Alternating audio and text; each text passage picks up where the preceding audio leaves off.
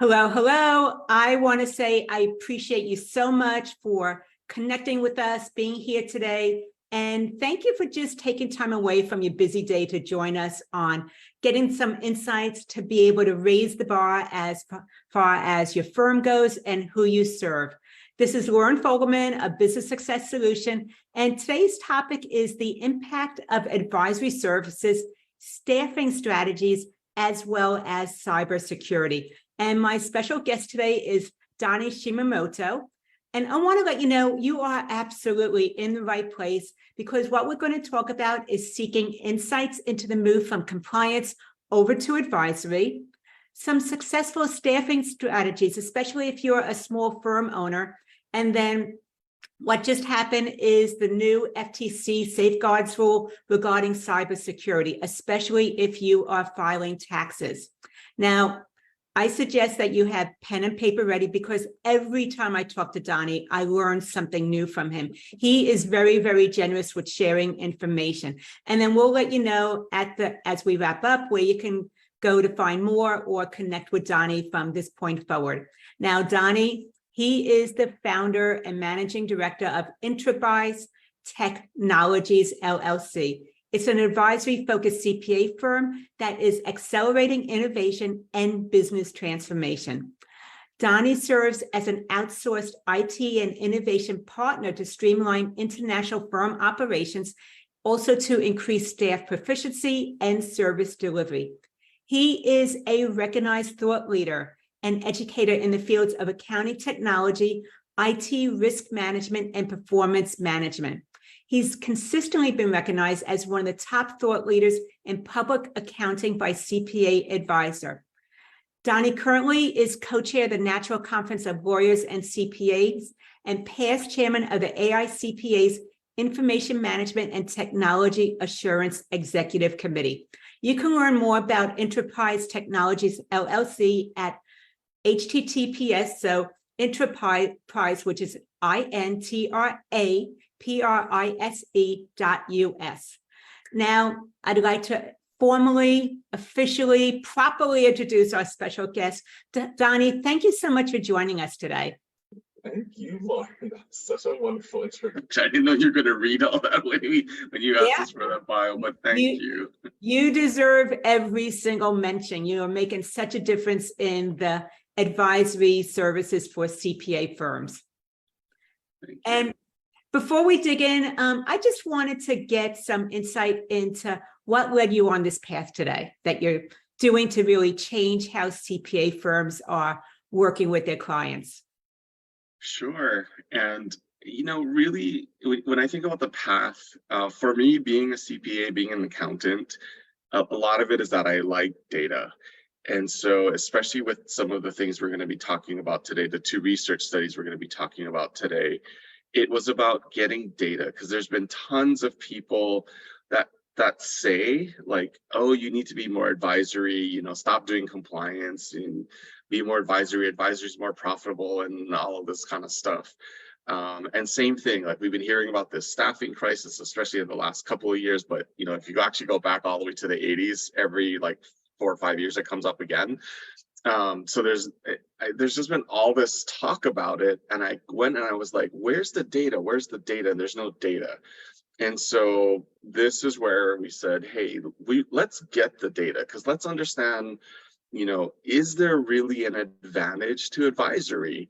And what we want to understand as well is yes, we're missing staff. Okay, we all agree it's having a hard time finding staff, but what kind of staff are we missing? And have we actually done everything that we can to reduce our staffing needs? So we've got multiple angles in our research as we're looking at all of this. And, this is, you had mentioned Enterprise Technologies, which is my firm. We actually are a CPA firm. We're an advisory only CPA firm.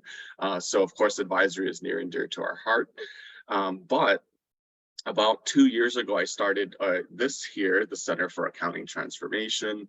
And this is where our focus in the center is to do the research around the profession and then to engage others that know how to help accounting professionals through that transition, like you, Lauren. I know Mhm. I was so excited when you and I connected and you agreed to be one of the experts that we feature as part of the center. And that is our whole thing, is we're collaborating. We want to crowdsource, in effect, the knowledge and the information, which is why we're doing these research studies. And then we want to be able to reflect it back out to the community to say, hey, this is not what we know works, this is what you know works. So come and participate in our surveys and we will share what other people are finding are successful. And one of the things that you're talking about is really getting the numbers behind what's out there to be able to fine tune the information so that we're really making informed decisions as opposed to based on what somebody might be seeing on TikTok. So Love it, yes. and part of what I know you're doing is several different surveys. So when we're talking about advisory services survey, what type of information are you gathering with that? So with this one, there's a couple of concepts that we're looking at. So one is the concept of firm success, because that was an interesting one when we said, well, advisory service firms are more successful. Well, there's many definitions of success, and especially today, success isn't just profit. So part of what we're looking at there are these different indicators of success. For example, are you using tech to the most that you can? Is your firm growing? Now, also, what we're also hearing is that growth may not be, a primary indicator of success. A lot of us have too much work right now. So we're like, no, I don't want to grow. I instead want to have a better quality of life or more of a work-life balance, as I hear a lot of people say. So we're actually looking at multiple different indicators. We're trying to figure out, what does success look like? The other things that we're looking at advisory is really understanding the perception of advisory. And so we have this survey very uniquely designed. It's called Advisory 360. And part of the reason we call it 360 is that we're also looking at the client's perception. So for firms, and I know a lot of small firms don't do client satisfaction surveys.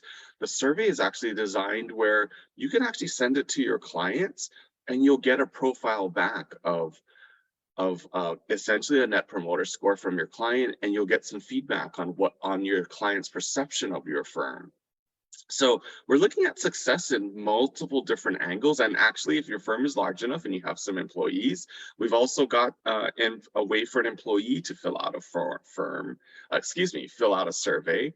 And we'll be able to get you this 360. What is it, you, the business owner or the firm owner, compared to your employees, compared to your clients? And you get a very nice holistic view of all the different ways people are looking and their perception of the success of your firm. I think the 360 concept has been out there for a long time. And the fact that you're now creating a tool that smaller firm owners can use to be able to benefit from these insights, because feedback is golden. What we think our clients care about and what they actually care about are sometimes two very, very different things. And the fact that you can now get insights allows you to make little calibrations to even raise the bar and serve them better, make them stickier, which increases the lifetime value, but also employees. I know we're going to go into staffing in a moment, but sometimes I feel that employees, well, not most of the time, I feel that employees are more valuable than clients, because these days it's harder to replace a really good key employee than it is to replace a client. So being able to get those insights from not just you and what you're doing, what you see as success, but from your clients as well as your employees, is going to let you make informed decisions as opposed to ones where you're just winging it, but you're not really sure if it's based on reality and perception or not. So with that being said, do you feel that firms now are really moving the direction of advisory as opposed to compliance? And with those firms that are doing this, how is it impacting their success? Because hearing that you're only doing advisory services is inspiring someone else. And I'm wondering how that really looks like in an accounting firm. Yeah, my firm actually was founded as an advisory only firm. We've never done standard compliance work. And I can tell you that looking at our own financials, for example, that our advisory work, in fact, especially our mid-market advisory work, is much more profitable. We have about a 40 to 50% margin on that work compared to the other work that we do. So I realized not too long ago, actually, that we are actually, in this sense, the firm of the future that everyone talks about. And a lot of people think like, oh, well, you have to be a big firm to do that. We were at 8 or 9 people for the longest time. It's only been within the last couple of years. Well, back when I first started the firm, we had gotten up to 19 people. And within the last couple of years, we've grown from this 8 or 9 all the way to, I think we're at 16 now. So we've doubled in size because of the volume of advisory work that's coming in. Now, I also want to make sure we caveat that, though, because I firmly believe that compliance work is required and it's necessary. So some people you hear say, stop doing compliance. It's not stop doing compliance. It's fully automate compliance and get that compliance so that it's just done. So whether it's automate or outsource it, get the compliance done and get it done right. Because I'll tell you that the biggest problem we have is when we go into a client and that compliance work is not done correctly, we don't have data that we can utilize to do the advisory work, or we don't have reliable data. So we end up having to do a bunch of work to work with whoever their accountant is to be like, okay, let's get this cleaned up and let's get this right. Okay, now that we've done that, which might be another year project, now we can do this advisory work and really make this meaningful. So it's compliance and advisory together. But as you're looking at the impact on the client, the advisory work has or at least this is our hypothesis. So this is why we want people to come and participate in the survey. Advisory work has a much higher impact upon the client's success. One of the things that's coming up for me as you're talking about it is that it's a different mindset as a firm owner. What were some of the changes that you noticed for yourself or for other firms you see that are moving in this direction of positioning themselves as an advisor first that might happen to do the compliance work as well? Probably the biggest mindset is that a lot of accountants feel like, well, the tax return, the financial statement, the audit report, right? And in our small firm world, it's primarily a tax return or a financial statement. So those are the things that provide value. And and I know everyone's tired of hearing this, like those are historical facing. Those don't add value. They basically tell you what happened. And especially today where the world has gotten so much more complex, we're really looking towards the future. And so when we look towards the future and we help our clients navigate this future, and the way that I like to think of it is we're helping them realize their dreams. So I always talk about one of the things that we deliver is vision and clarity. So what does the future look like? I want to own a home. I want to get my kids through college. I want to retire comfortably. Or I want my business to grow or have established ourselves in some way, right? Those are all visions for the future. And what we're doing is we're creating a roadmap that says, here's where you are now. And here's the roadmap that you need to go through to achieve that dream, whatever it is. And it's also this this is their vision of success. So we're helping people achieve this vision of success. That's that role, not to tell us, oh, this is where you came from and you came here and you went here and now you're here. Well, great. I already knew that where I am. You don't have to tell me my history, but tell me how I'm going to get to this future. And that's what I fundamentally believe we need to do. I think that that's something where we're on the same page as firm owners as we are with our clients. Is we all went into our business, whether it was accidental or intentional, because we wanted to improve quality of life in some way, not because we wanted to work more hours. We want to be able to make a difference in our clients' lives as well, but we're all seeking as business owners to improve quality of life and then realize that in that way, your clients are just like you. Well, and if going back to the employee part, if you think about it, you're also doing it for your employees, which then impacts the communities that we all live in, which may not be the same community, especially as we have remote and virtual employees now, right? So it may not be the same community, but we then impact the prosperity of the community, which could impact the prosperity of the city or the state or the country, or as you add it all up together, it's really improving the prosperity of the world. So that is really the impact we have, not just within our own firms, but within the other business owners that we work with and their companies and their employees and their communities. Okay, we touched on the advisory services survey. I know another one that you're doing has to do with staffing strategies, and staffing is always a hot topic, whether you are solo and looking to outsource some of your work or whether you're one of the big four, but there is definitely a talent shortage. And how will your survey on staffing strategies help to really give some clarity about the issue? Sure. This one we're looking at 4 major strategies, but within those 4 strategies, we have 20 or 30 sub strategies. So Mhm. the 4 major strategies we're looking at, the first is internal hiring, so employees, but we're looking at alternate hiring also, because a lot of times, especially with the CPA firms, we see where they're like, well, we only want people that are going to become CPAs to come through. And it's like, no, when we aren't able to get the staff that we want, we need to look at alternate roles within the firm. We need to look at alternate pathways. And so, for example, for someone doing tax, hiring an EA who may not be a 4-year accounting degree, who may not end up becoming a CPA, I mean, because they already have their designation in the EA. Incorporating an EA into the staffing mix can help, for example, take care of the individual returns. So then someone that's a CPA can focus on the business returns or the tax planning at the business level, right? So kind of looking at this mix, that's one of the strategies.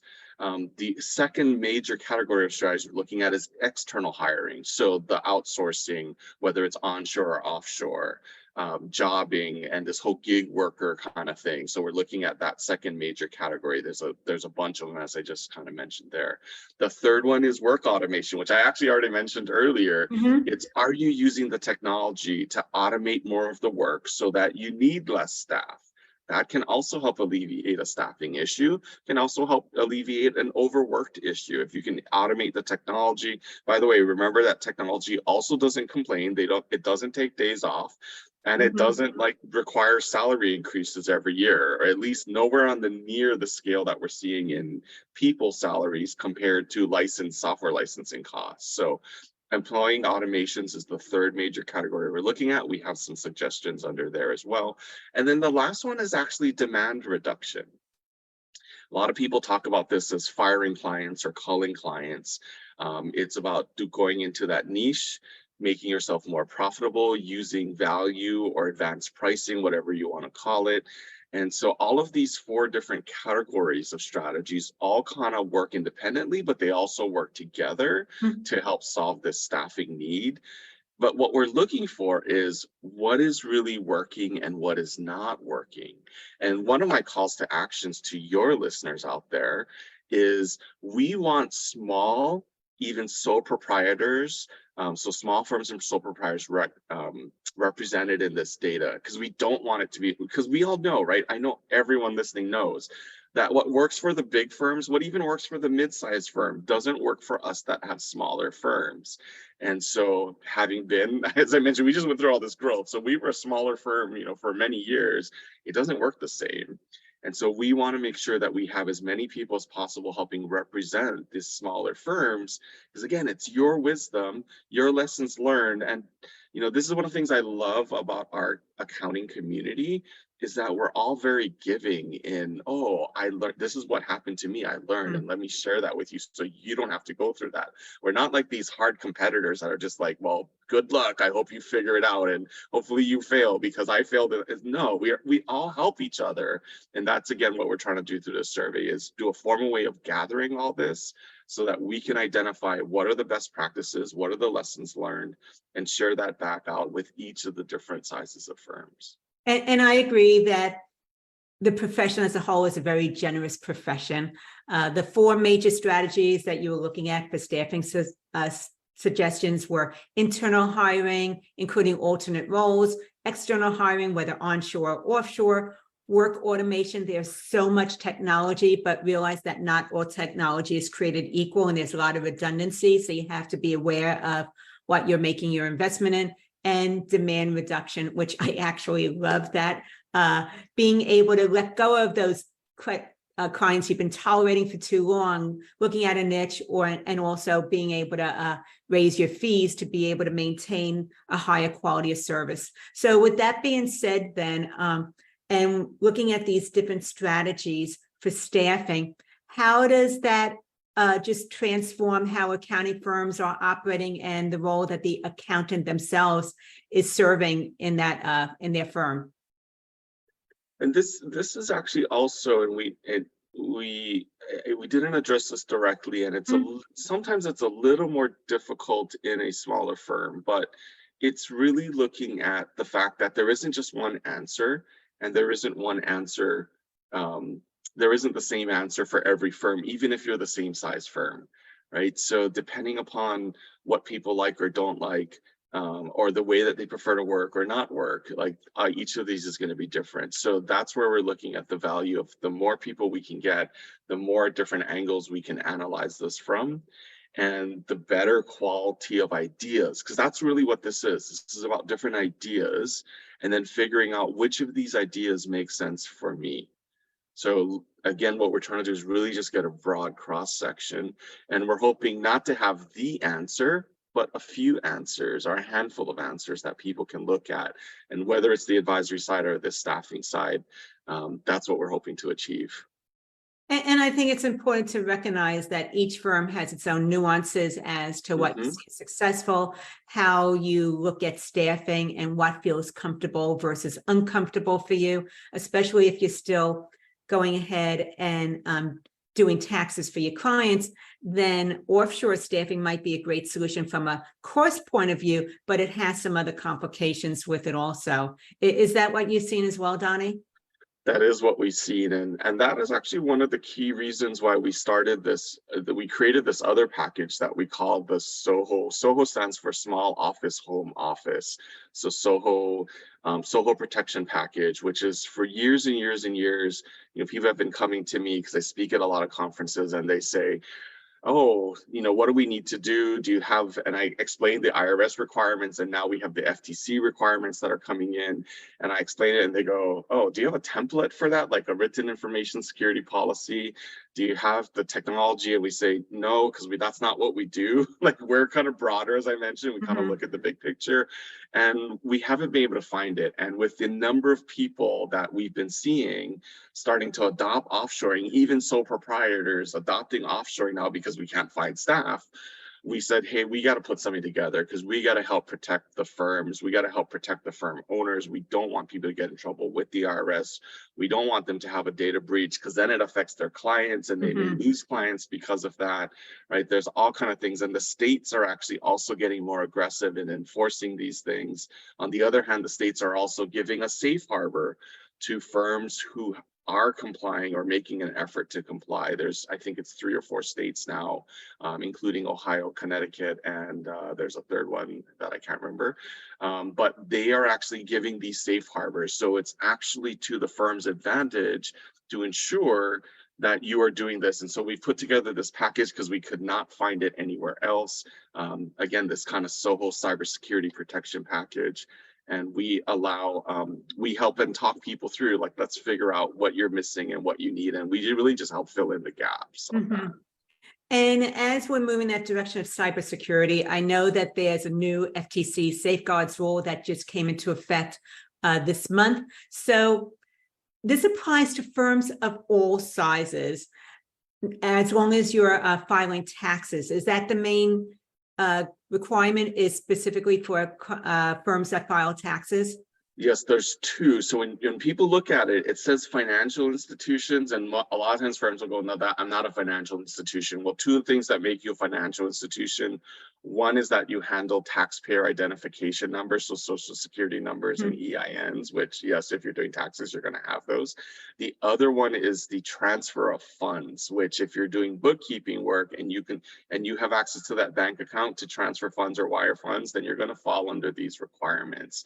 So those are the 2 that are bringing our accounting firms and our tax firms under this rule. There is an exemption if you have under 5,000 records that you're handling, but The exemption, there were 4 measures, and I can't remember them off the top of my head, but there's 4 measures that you still need to put in place even if you fall under the exemption. So there's still compliance requirements there. We do have a report that I've written that kind of explains everything, including the IRS publication 4557, which is the protecting taxpayer information. So those are all available. And can I give them a link to go to? Absolutely, please. So the link for both of the surveys and this SOHO protection package is https:// so it's your typical URL, link.improvetheworld.net/business success solution, no spaces. So link.improvetheworld.net business success solution. So that way we know you are coming from Lauren's show here. And so you'll get access to all of that stuff. And again, it's you heard the link, it's improve the world, because that's our objectives. We think as accountants, as tax professionals, we help improve the world by increasing the prosperity of our clients and our employees and their employees and the communities and the states and the world that we all live in. So thank you again for letting me come on and really talk to you and share this with all of your listeners. Absolutely, because I feel that especially with this new FTC Safeguards Rule, it can be overwhelming with all the things that you need to put into place if you're doing it piecemeal on your own. And as a result of that, you might feel that it doesn't apply to you, it's too expensive, you don't have enough profit margin, and then that puts you at risk, which no firm owner wants to do. So being able to really get this information out there, Donnie, and helping them solve this for the SOHOs, the small firm owners, I think is really powerful and is really serving the greater good. So one of the things I did want to ask is that as far as that FTC Safeguards Rule, is there anything specific that they need to know in order to make sure that they are in compliance? And maybe you touched on it again, but there's a lot of information. I want to make sure that we really fine tune that. Yeah, that one. So again, there's kind of the 4 things that's in there. And one of those, for example, I know is having 2-factor authentication in place. And that is something that a lot of times people will get it done on like their email, and they say, oh, I've got 2-factor. And it's like, it's not about email, it's 2-factor anywhere that you are storing client personally identifiable information. So these, for example, these social security numbers or these bank routing numbers. So that's probably the most key one. That's probably the one that's going to help them the most. But we've also got things, for example, in this SOHO protection package that help even prevent the data breaches, that can help with testing on phishing attacks to create the awareness that's needed. So we've got a lot of these different things, which are not, if you're under the exemption, which probably a lot of small firms will be, you know, you're not required to do it, but you don't want to have to deal with that breach. So I fundamentally believe, let's be more proactive. These things don't cost a lot, put them into place. And then the other big one is the written information security policy. That's actually required as part of your P10 renewal. A lot of people just check the box, and that is not acceptable. If you were to ever have a data breach and it were to come to litigation, you actually will be found at fault, because they'll pull someone like me. I don't actually do this, but they'll pull someone like me up there that says, well, what are the best practices in cybersecurity?